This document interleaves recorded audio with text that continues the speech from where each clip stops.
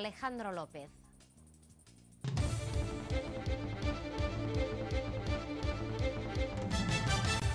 Bon vespre. De Premià fins l'Antàrtida en veler. Dissabte, des del port de Premià, surt el vaixell Turbulento que durà a terme aquest repte. El capità del veler i del projecte, José Briones, ha explicat a les càmeres de Canal Català Maresme com serà aquest itinerari que durarà fins al mes de gener. 6 mesos que durarà aquest projecte que porten 2 anys planejant.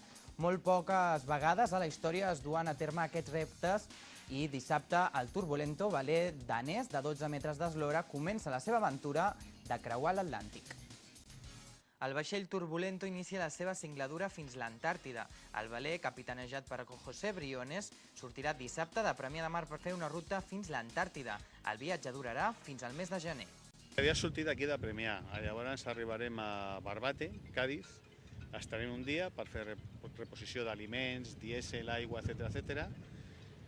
D'ahí sortirem a Las Palmas, al Puerto de la Luz, arribarem, calculo que en uns 6 dies, també estarem un dia per reposició d'aliments i demés, i d'allà ja sortirem directament a Salvador de Bahí.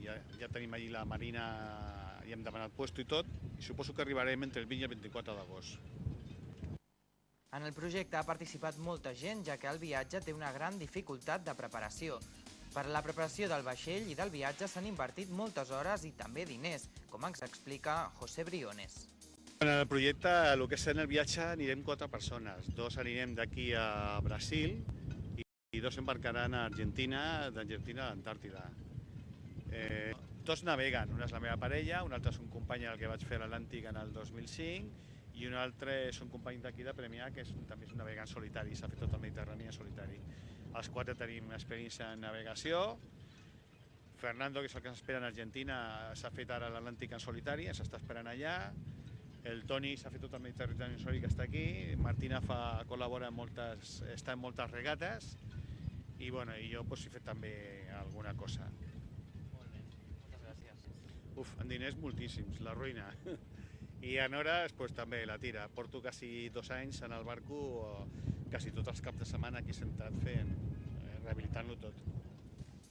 Aquest vaixell és un veler astiller danès Motiva, amb una eslora de 12,6 metres i una màniga de 3,6 metres. El vaixell és d'un astiller danès que es diu Motiva. Aquest és un Motiva 42, té 12 metres d'eslora, 12,40. És del cascos de ferro, el van comprar específicament per a aquest projecte. I ha estat donant la volta al món, ha estat pel Caribe molts anys, ha estat pel Mar del Nord també molts anys, i és un barco que està fabricat, dirigit a la navegació d'altura i en mares que siguin una mica problemàtics. Ens hem endinsat a l'interior del Turbulento per conèixer com viuran el capità i els seus tripulants. Estem acabant de muntar el barco, estem fent l'estiva, hem portat els aliments, ara està una mica desequilibrat a la banda de babord perquè hem posat més coses a aquella banda. Ho tenim que acabar d'equilibrar, tenim que acabar de recollir i la idea és sortir aquest dissabte a les 11 des de Premià. Segons explica José Briones, aquest projecte ha nascut com a iniciativa de superació personal. En un principi la idea meva era anar al Cabo de Hornos, sempre m'havia fet il·lusió, suposo que és una mica mític el Cabo de Hornos per a gent que s'agrada navegar. El que passa és que vaig començar a ampliar, dic, hòstia, si vas al Cabo de Hornos, al costat ja està com aquell que diu l'Antàrtida, una oportunitat com aquesta serà difícil de repetir.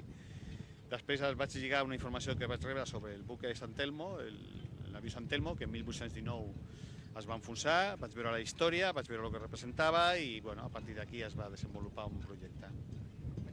Una il·lusió, el tenir un projecte viu, el desenvolupar una fantasia, el que m'aporta és a nivell personal i a nivell emocional, no és a cap altre nivell.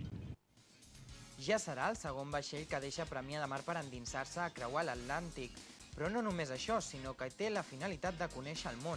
Fa temps, uns 30 anys, va marxar al Travieso, que actualment, després d'estar per les costes d'Àfrica i recorrent tot el litoral d'Amèrica del Sud, Carib i Amèrica Central, es troba ara a les costes de Nicaragua.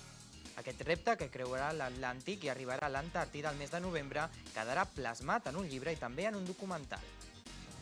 La idea tant d'un com l'altre és fer una comparativa entre el tipus de navegació, la que havia en 1819, donar a conèixer la història de San Telmo, que és una història molt singular i pràcticament pràcticament desconeguda, i fer una comparativa a el que és una navegació actual, en què en barcos, encara que siguin de petita eslora, tens una seguretat que abans era impossible de tenir, tant a nivell electrònic, de navegació, d'informació de meteo, de demanar ajuda, mentre que abans era molt més dur tot el tema. A José Briones encara li queda donar els últims retocs al Turbulento, el veler que els portarà fins l'Antàrtida, però aquest dissabte, 18 de juliol, posarà rumb a aquest repte que el portarà a realitzar un viatge únic. I canviem de tema perquè en aquests moments s'està celebrant el 14è míting Ciutat de Mataró d'atletisme. Aquesta competició està comptant amb alguns dels atletes més prestigiosos de l'estat espanyol. Jesús Ángel García Bragado, el millor atleta espanyol classificat als darrers Jocs Olímpics de Pequín, està participant al míting que ha tornat a realitzar-se després de l'aturada per obres a les pistes des de fa 2 anys. Demà a Canal Català Maresme els oferiríem un reportatge sobre aquest míting Ciutat de Mataró. Més esports, com sempre, demà a la mateixa hora aquí a Canal Català Maresme. Ara els recordem el correu electrònic maresmatv@guai-e.com, al que poden posar-se en contacte amb nosaltres. I com sempre, Cristina Iglesias ja està preparada amb un nou convidat.